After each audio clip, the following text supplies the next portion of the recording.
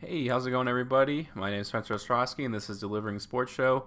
Once again, of course, bringing you post-game coverage as I always do for the Aces game.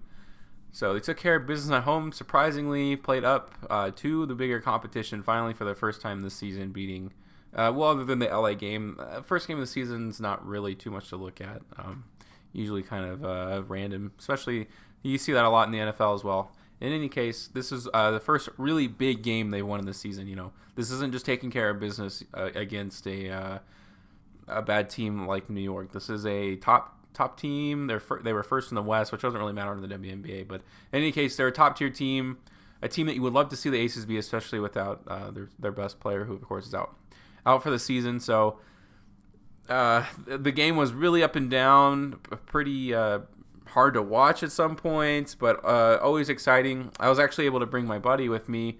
I had an extra ticket to the game, who doesn't usually watch the WNBA, so he was able to come with me and check out. He said it was a lot more fun than he had originally expected, because not a lot of people know about the WNBA, of course. So always good to able to expose him. So he did have a good time, and I think a lot of people do. A lot of people are surprised because there's a lot of bad stereotypes about the WNBA and how the game's played, but it's actually very entertaining, obviously. I mean, I love it. So anytime I'm able to bring someone with me is always good. So we'll just get into my game notes here. My note on my phone is Liz is huge. Thank you. In the beginning of the game, they would finally go to Liz Cambage. She's giant, and they forget that sometimes. Sometimes I think she forgets that too. She is a very large person. She is 6'8". No one is taller than her, and when she remembers that, it's very beneficial to the team, because she either gets fouled or she makes the bucket. They got away from it. It drives me crazy. We'll talk a little bit more about the offense as the time goes on, but at least in the very beginning of the game, they attacked early with Liz Cambage, and of course it works because she's giant and she's huge and she's good. In the beginning, it looked like Kelsey Plum was going to have another one of her leadership type of games where she kind of takes over. It just didn't happen that way. I don't know. The offense isn't made for her.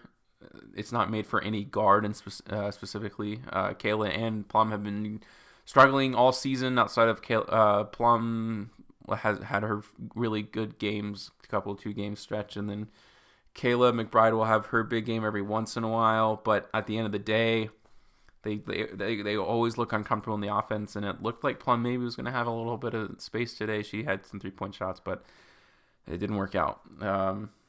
Let's see. This drives me nuts. Everything drives me nuts. I say that all the time, but just pass the ball in the post, please. Please. They'll do this weird thing where they do all this convoluted stuff just to get the ball in the post. Just pass it there. No one else has this problem. Yes, they were double teaming the post, but not to deny the ball.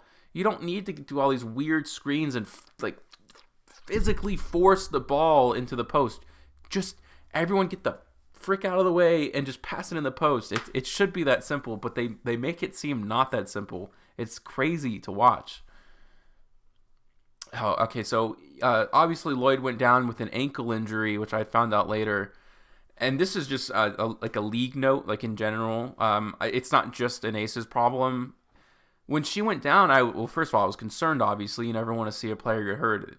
No one does. When she went down, I wanted to find out. So I went to the Seattle Storm Twitter page and to see, what the report was, because all NBA teams do that. Either say, injury, ankle, will not return for the rest of the game. Super, standard stuff. Nothing.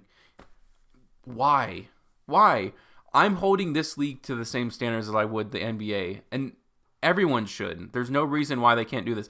And the video board in the stadium, nothing. You couldn't even see it. I watched it firsthand, of course, but I wanted to see it again because I wanted to see what happened, because when she took that final step, she crumbled really hard, and I was like, whoa, that's crazy. Let me see a replay. Let's see what happened. But they just don't show it, and they have replay capabilities, because they did it later in the game for one play. So it's and I'm talking about right after the play, not best pass of the game or whatever. I'm talking about an actual replay.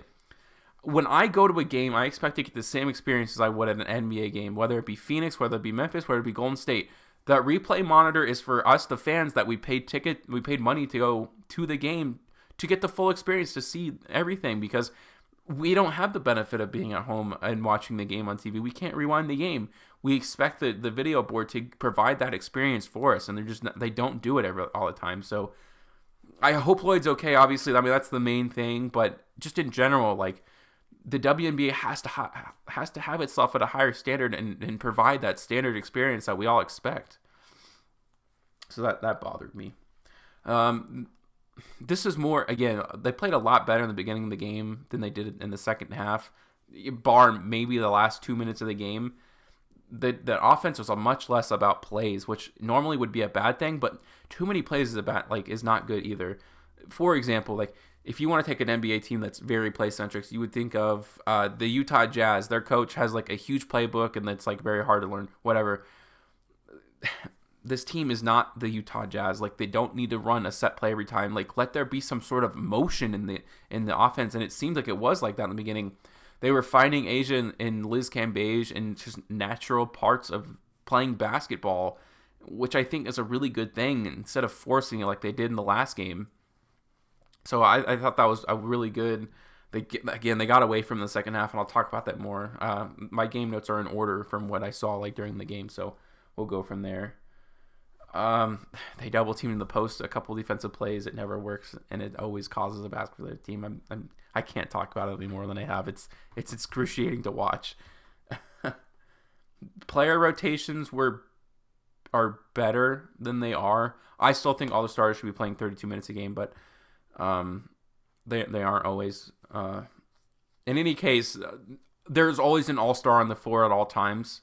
And I don't mean all-star like all-star voting. Like, it's bogus to me. I'm talking about, when I say all-star, I'm thinking more like all NBA or all WNBA lineups. In any case, everyone knows we're talking about 4 of the 5 starters. That isn't Jackie Young. There's at least one of them on the floor, usually 2 on the floor at a time now, and that was a huge improvement over the beginning of the season. There were times when all of them would be off the floor, and it was like, what is going on? So that's getting better. Rotations weren't great in the second half. Sydney Colson and Sugar Rogers were on the floor for an extended period of time, for much too long, and Bill wouldn't call a timeout. It was hard to watch because it was so bad. It was really bad coaching. Eventually he was forced to because of a free throw. That just kind of worked out for them. But Sydney Colson and Sugar were on the floor for too long. Seattle took a 1-point lead, which I got really nervous. I don't really feel like this team plays well from behind, bar the Minnesota game, but usually they don't. So that was something I noticed.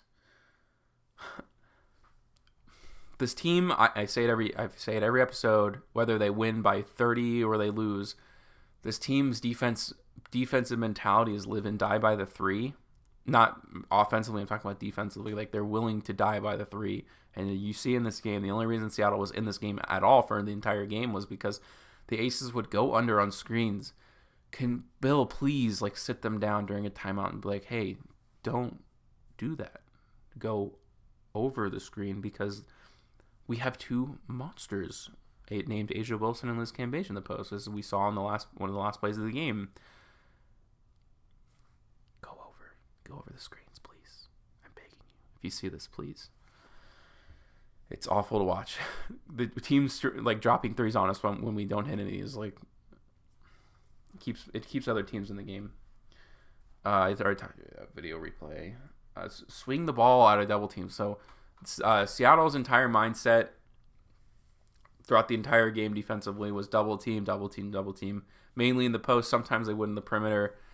The Aces would do half decent jobs of getting it out of the post, passing it out on the 3-point line. What they did a terrible job of, especially in the third and early in the fourth quarter. Swing the ball, please. Let's think about it mathematically. There's 2 players on the player in the post. That means there are 4 players on the outside, and there are only 3 more players defensively for Seattle. Pass the ball out. Don't look to do anything else. Swing it. Get at least 2 passes in, and I promise you, there was no motion on this team for the majority of the game. When you pass it out, players are just sitting there and standing there. they frustrated the Aces so much offensively. They did a really good job defensively. This is the best team that Aces have played defensively this season. I think they responded a little bit, but the team is just so stagnant sometimes. It's infuriating. It's infuriating. Please move. The Aces lost their lead, and they were only up by 1, and Bill Laimbeer's answer was to put Carolyn Swords in. It ended up working out, kind of. Please don't. Let's just not go there. Can we all agree that was not the right move, and we can move on? Perfect. Bill needs to understand also that there are timeouts. When the Storm go on runs, it's okay to call a timeout. This was like more along the lines of when Sydney Colson and Sugar were on the floor for too long. They were losing their lead, and then he finally called a timeout when the Aces were only up by 1. It's not that they were going on, like Seattle was going on a run. It's that the Aces were in such a rut. They needed to stop. They needed to actually stop the game to talk about it, and he just wouldn't. He just lets it go on. This guy doesn't call any timeouts. It seems like that's something that he should think about. This team was best defensively in this game when they were aggressive on the 3-point line, not double teaming the post, not any of this baloney down below. When they had a lot of turnovers at the end of the third quarter defensively, which was great because they stayed on the 3-point line. They went over. They were blocking the passing lanes. That's what I wish this team would do. It seems like they want to do it, but they don't always do it. This team doesn't get a lot of turnovers usually.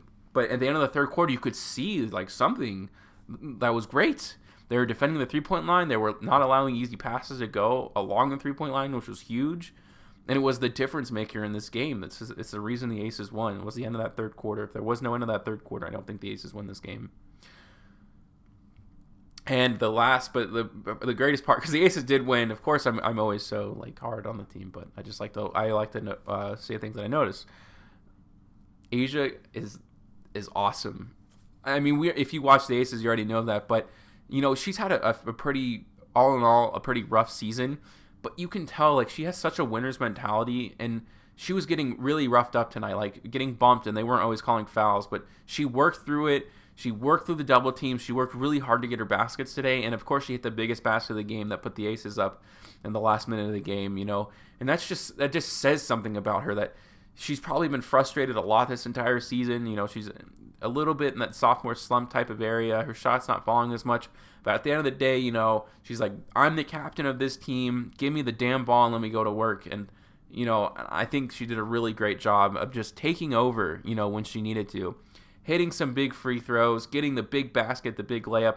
And it wasn't just a fluffy type of thing, an easy layup. She bumped into her man. She got into it. She got that bucket because she knew that her team needed it, and she did it today. So that was a difference maker in this game, and it was really awesome to watch, and I was proud to see it.